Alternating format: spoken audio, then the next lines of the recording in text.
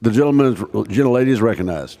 Thank you, Mr. Speaker. I rise in opposition to this rule to advance this cruel, extreme, unworkable Default on America Act that will throw us into a recession, that will crash our economy, that will throw 1.7 million women and children off of nutrition assistance and seniors off of Medicare. It's hypocrisy from my Republican colleagues to say that they somehow suddenly care about the debt when they passed a 2017 tax scam that increased the deficit by $2 trillion, and nearly half of those tax cuts went to the top 5%. But now all of a sudden they care about debt and they want to cut nutrition assistance to nearly 3 million women, children, and seniors. Democrats cut child poverty in half. We tax the wealthiest billionaires and corporations to pay their fair share. We are building our economy while MAGA Republicans are threatening to throw us into chaos. And that is on the heels of the pocketbooks of regular working Americans who are going to suffer if we go into default, if we go into recession, if we lose millions of jobs. This is a bad bill. Vote no. Gentleman's time has expired. The gentleman. Mr. Speaker, I now yield 5 minutes to the distinguished gentlelady from Washington, Ms. Jayapal. Gentlelady is recognized. Mr. Speaker, I rise in strong opposition to H.R. 2, the Secure the Border Act. From day one, Republicans made clear that they would pursue an unworkable enforcement-only approach. I was encouraged when I saw some of my Republican colleagues courageously standing up to their caucus to fight to protect access to asylum. And yet here we are today debating a cruel, an extreme, and an unworkable bill that guts asylum for everyone who does not live in a neighboring country or cannot afford to fly directly to the United States to seek protection. A bill that bars anyone who seeks protection by entering the country between ports of entry from ever being able to obtain asylum, even if they are an unaccompanied child or fleeing from a totalitarian dictatorship. A bill that decimates Customs and Border Protection's ability to process people for asylum at ports of entry. A bill that mandates indefinite family detention and the detention of children. One Republican colleague told us that, quote, trying to ban legitimate asylum claims is very anti-American. His words, not mine. Another Republican said it will never pass the Senate if we're only talking border security. Yet another Republican cautioned against only moving border security legislation, saying it's immoral and it's wrong that we as a society allow for millions and millions of people to live in the shadows. I was encouraged by those comments, Mr. Speaker, because it showed me that there were people on the other side who understood at least at some level that what happens at the border is simply a symptom of an immigration system that desperately needs to be modernized to meet the needs of our economy and our family. I thought that perhaps we would be able to work together in a bipartisan way on those pieces instead of trying the same 30-year-old failed strategy of cruel enforcement-only methods that continue to destroy legal pathways and violate our values. We all know those simply don't work. Unfortunately, it sounds like the Speaker has tempted those individuals who were talking with their values to now vote yes with a few meaningless concessions and promises. Their constituents will still know exactly what they're doing when they vote yes on this bill. The bill before us today has only gotten more extreme from when those initial comments were made. It still ends asylum. It still strips protections for unaccompanied children. It still mandates the detention of families and children, and it will still wreck our economy. What Democrats are committed to, what our families and our country need, is to have an updated, orderly process for people to come to America, to stay, to work here, to be with their families and their loved ones, to have the ability to travel back and forth, to be seen in a country that too often uses immigrants without giving them full dignity and respect.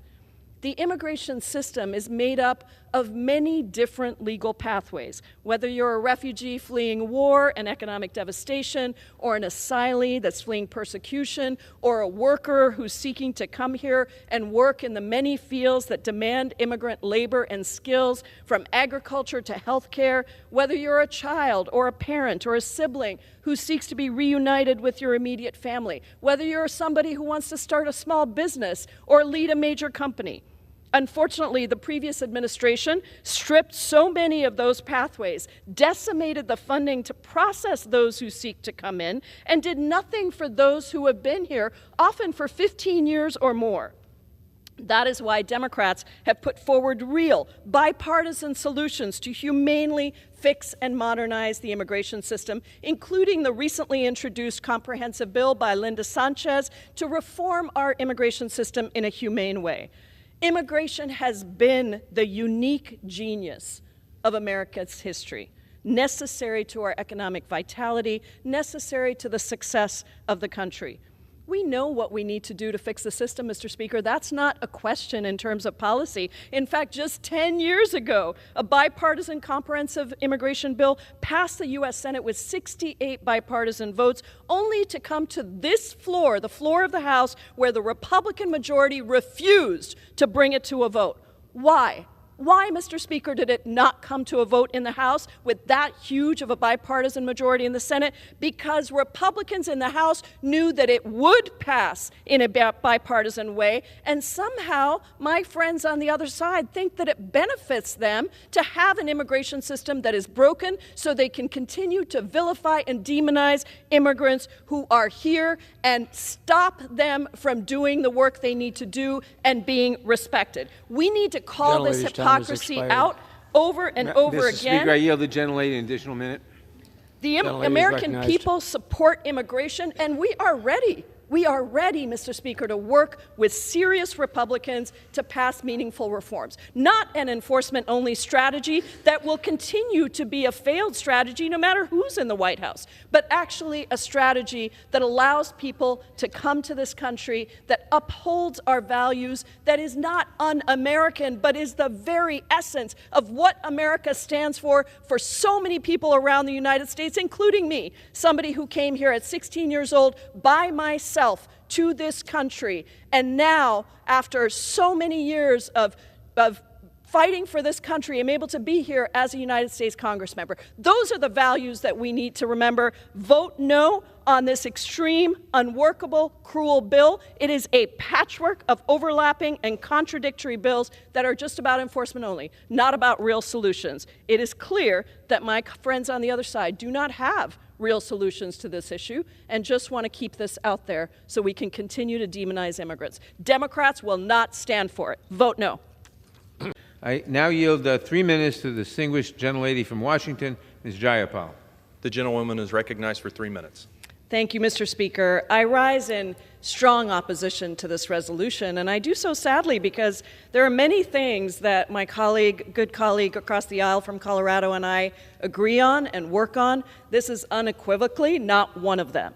And the reason I am so distraught by this resolution is because I am the proud chair of the Congressional Progressive Caucus. We are a caucus of 102 members in this body. We have done many wonderful things for our constituents and people across the country. And in fact, we've even worked with the Freedom Caucus, the gentleman from Arizona, to take on some things around accountability of law enforcement, around surveillance, around privacy rights, many issues that we agree on. But the characterization of progressives within this resolution make it absolutely impossible to support the resolution. And I think, unfortunately, that is the point that my friends are trying to make. They are trying to make us vote against a resolution that supports law enforcement by inserting these provisions that are characterizations that are absolutely harmful and encourage hate against us as progressives representing our constituents. Now, we already passed a resolution honoring law enforcement this week, but this resolution literally makes it impossible for us to support. And I want to raise a couple of points about this.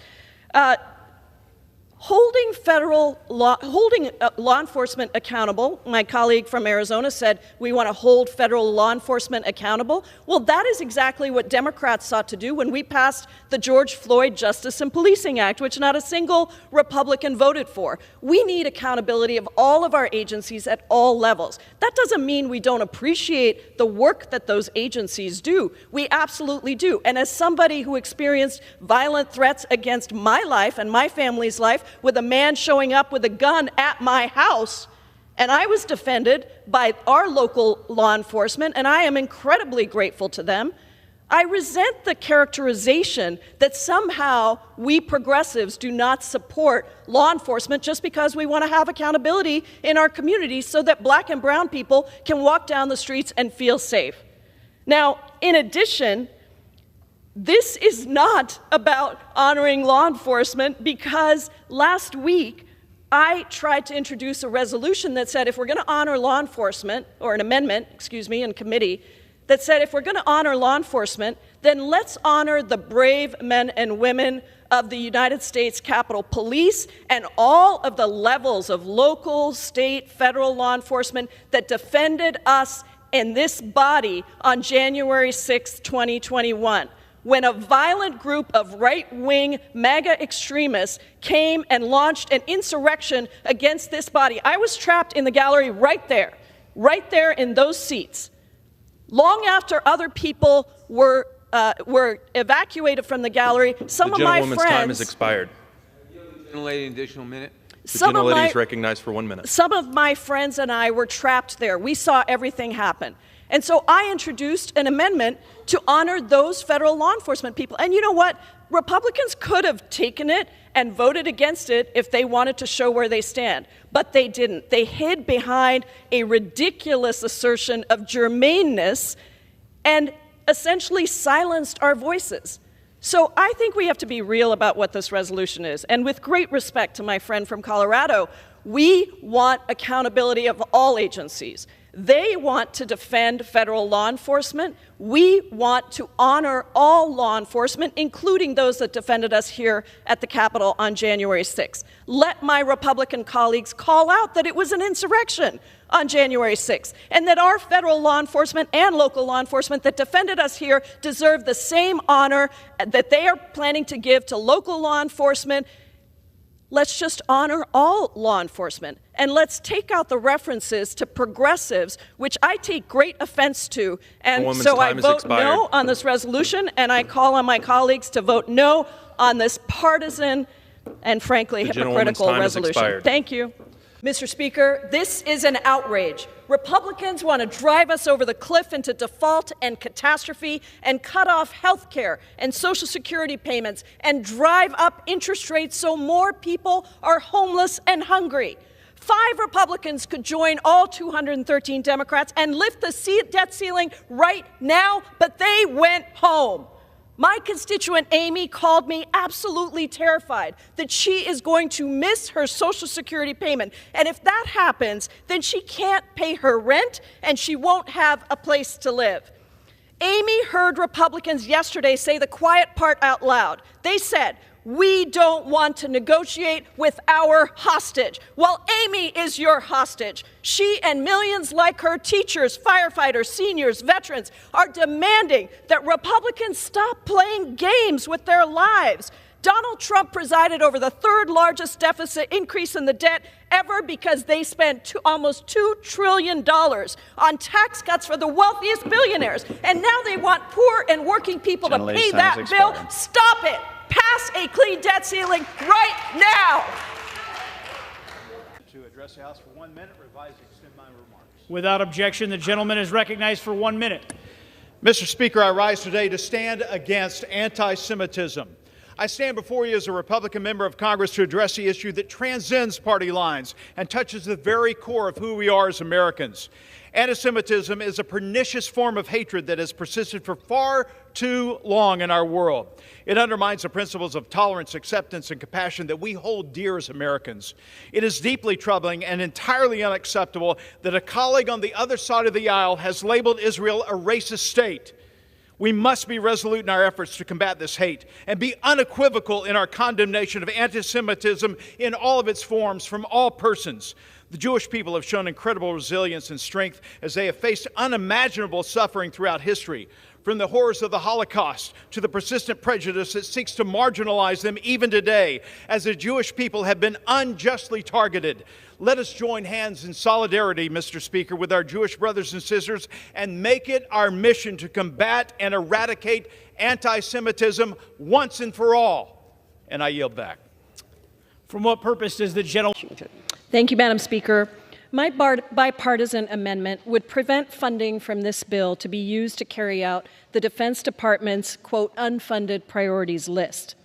This list that the DoD is required to send to Congress is simply a wish list of things that individual commanders and generals would like to fund, and by definition have been determined non-essential to our national security.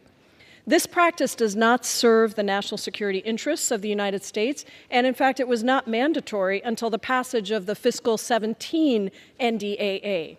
Mandating these wish lists only serves special interests in the defense contractor industry, eager to grow their profits by selling expensive equipment that were not important enough to make it into the Pentagon's own budget.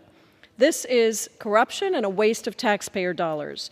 The practice has long been criticized by DoD officials and lawmakers of both parties.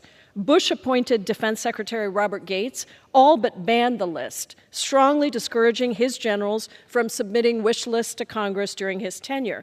And Senator John McCain, chair of the Senate Armed Services Committee, publicly stated his skepticism of the practice.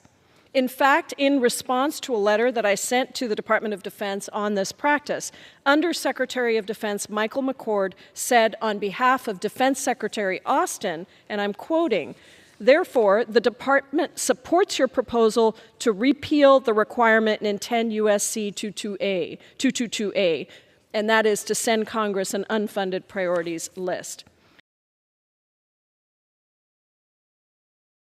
These wish lists are packed with billions of dollars of excessive line items, this year totaling more than $17 billion, on top of the $842 billion requested by the White House. The Space Force alone requested $500 million in unfunded priorities, almost all classified. Meanwhile, we cannot verify that the money that we authorize for DoD is even spent responsibly because the Department of Defense has never passed a budget audit. I urge my colleagues, especially those across the aisle who are interested in fiscal conservatism, to vote yes on this bipartisan and common sense amendment. And I want to thank my Republican colleagues, Congressman McClintock and Congressman Davidson, as well as members of my own party, Congressman Garamendi and Congressman Moulton, who understand that this is wrong, and they have worked in concert with me to rein in this wasteful spending that has no benefit to our national security. Madam Speaker, I reserve. The gentlewoman reserves. For what purpose does the gentleman from California seek recognition? Madam Chair, I claim time in opposition. The gentleman is recognized for 5 minutes. I rise in opposition to the amendment. Unfunded priority lists are a critical tool to provide Congress with unfiltered information on what the military services and combatant commanders need. Access to this information is so important that FY17 National Defense Authorization Act established a statutory requirement. Unfunded priority lists give our military services and combatant commanders a direct channel to Congress, which allows Congress to make more informed decisions. I would just say, for instance, Indo-PACOM obviously has challenges dealing with China, and we unfortunately are constrained by our budget not to get the resources there that they would like to have, but if, in fact, resources come available, we'd like to take care of those combatant commanders to deal with the threats that they have. So I would urge opposition to this amendment and yield back the balance of my time. The gentleman from California yields back. The gentlewoman from Washington is recognized. Thank you, Madam Speaker. I yield as much time as she would like to consume to our top Democrat on the Defense Appropriations Subcommittee, Betty McCollum. The gentlewoman has 2.5 minutes remaining. Okay. Well, thank you, Madam Chair. I rise in support of my colleague's amendment. We all support funding for our national security, but should any department, any agency, or any entity really get an opportunity to request additional funding outside of the President's request and administration's request? The service chiefs appear before the committee each year to discuss how their budgets, needs, included in the National Defense Strategy. Most of the battalion commanders testify before committees also. So Congress is able to assess with strength and oversight what we believe the needs are for our country and for its national security. With the levers that we have in place, I support our colleagues, my colleague's amendment, and I would urge others to support it, and I yield back. The gentlewoman from Washington is recognized. Thank you, Mr. Speaker. I now yield to Representative Chuy Garcia of Illinois. Gentleman is recognized. Mr. Speaker, I understand that we're living in uncertain times. We are witnessing an unjustifiable war of aggression in Ukraine and a global democratic backslide. But Congress can respond to national security needs as they arise. We don't have to spend billions of dollars on what-ifs.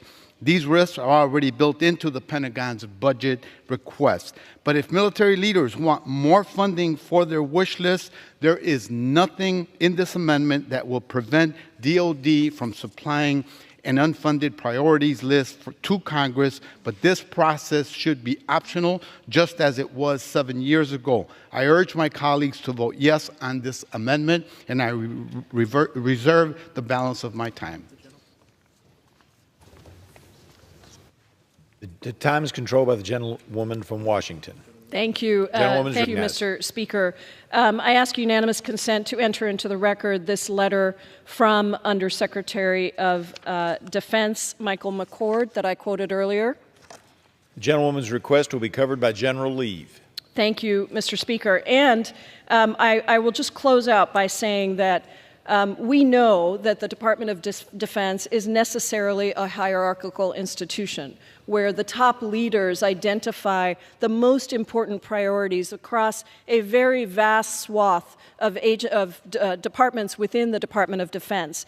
And they are the ones who we charge and who we confirm, frankly, to be in charge of that appropriations request and that budget. What is happening now with this unfunded priorities list, and we've had testimony on this in the Budget Committee and other committees, is that these lists are just coming up from people who simply do not have any authority to determine the importance. So I urge adoption of the amendment, and I yield back. Is recognized. Mr. Speaker, I yield 1 minute to the gentlelady from Washington, Ms. Jayapal. Gentlelady from Washington is recognized for 1 minute. Mr. Speaker, I rise in strong opposition to this resolution. Congresswoman Rashida Tlaib is one of only 2 Muslim American women elected to this body and the only Palestinian American in Congress. She has fought tirelessly and successfully to get clean drinking water for her constituents, to ensure that people have housing and environmental justice. If we truly want Congress to be a diverse body that represents the diversity of views across this country, we have to be willing to stand up for those diversity of views to be expressed. We don't have to agree with them, but we do have to protect the right to the freedom of speech, which this body is absolutely required to do. Our country and our world are in crisis. People are suffering everywhere. Historic and present traumas for Jews, Muslims, Arabs, South Asians, Sikhs, and so many others are playing themselves out. And we, as the elected representatives of the people, should be working together to protect the rights of every American to say what they believe and ensure that we preserve our democracy. Vote no on this terrible resolution. The gentleman from Maryland.